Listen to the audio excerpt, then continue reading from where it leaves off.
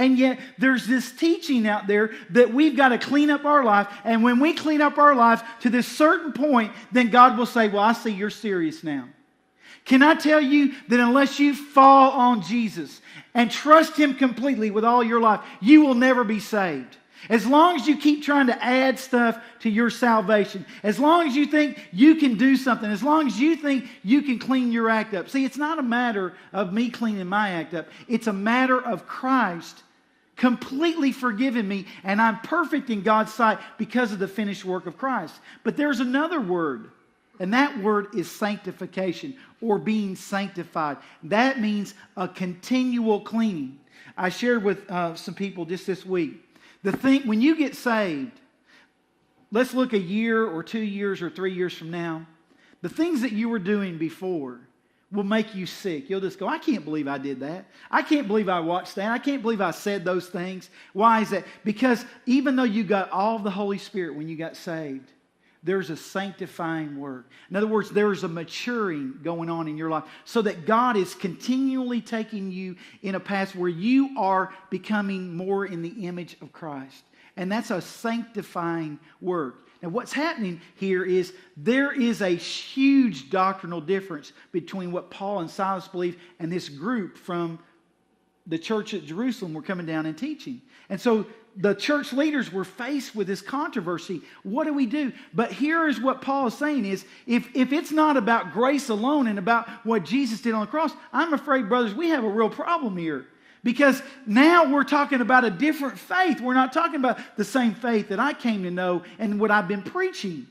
So it's serious. This is a serious doctrinal issue. And the reason it is because there were some people who did not understand what the work that saves you to separate from what continually cleanses you from all the things in your life. You see, you cannot save yourself, but you can allow the Holy Spirit, once you've been saved, to mature you and to grow in Him.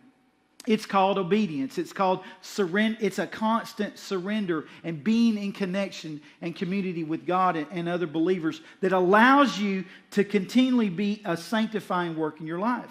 So there's this controversy about religion. Now, here's what's interesting. When I was growing up, there was a popular song. Give me that old time religion. Give me that old time religion.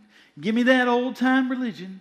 It's good enough for me. It's good for my dear mother. It's good enough for my dear father. Let me tell you something. God impressed on me this week this thought. There are more people in hell today because of religion than anything else. Now you're going to walk away from here and go, whew, he's really on it today. He drank too much of that coffee. And I believe that's what's getting to him. Think about it. Go home and think about what I just said. There are more people in hell because of religion than anything else. Because there's lots of different kinds of religions. Think about it. And most of those religions in our world teach that you can earn your way to God's favor and grace instead of relying on what Christ did for us on the cross. Religion was not good enough for Abraham. He was the father of faith. He relied on faith. He was a man of faith. He was called a man who followed God by faith. So even in the Old Testament, we see example after example. In fact, go and read Hebrews 11. It talks about the heroes of the faith and how they trusted God in the Old Testament by faith. They weren't simply relying on the law. But notice with me how they resolved the conflict in the church beginning in verse 6.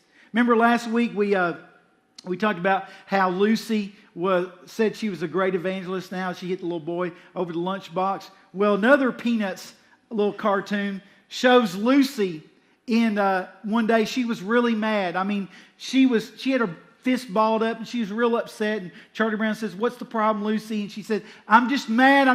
Don't ask me. I'm just mad." And he said, "Well, Lucy, what's the problem?" She said, "I've had a bad day." He said, I just hate everybody. I just hate them. And Charlie Brown says, "Now, Lucy, let me remind you, we're supposed to love the world. We're supposed to love the world." And Lucy says, "I do love the world. It's people I can't stand." Isn't that right? And we're the same way. I mean, we want to pick out people that we're not going to love. And controversy and conflict, often we decide because somebody looks at us wrong or says something to us, we decide that we don't have to love them anymore. That because of something they did or said, we don't have to love them. And let me tell you something. There is a way that the church has to deal with conflict. I want you to listen to this quote from Larry Crabb, who's a great author, written many counseling books, and just a great author. He said this in one of his books: the difference between spiritual and unspiritual community is not whether or not conflict exists, but it's rather in our attitude toward it and our approach to handling it. When conflict is seen as an opportunity to draw more fully on spiritual resources, we have the makings of a spiritual community.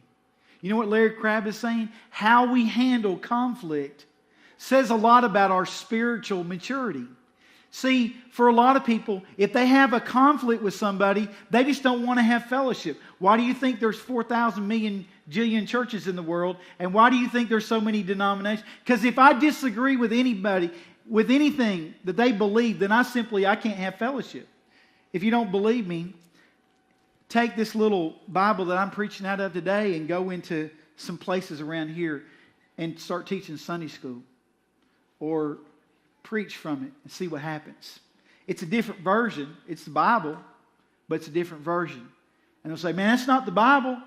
You can't preach out of that. What are you doing? Or, for heaven's sake, can you at least tuck your shirt in? I mean, come on.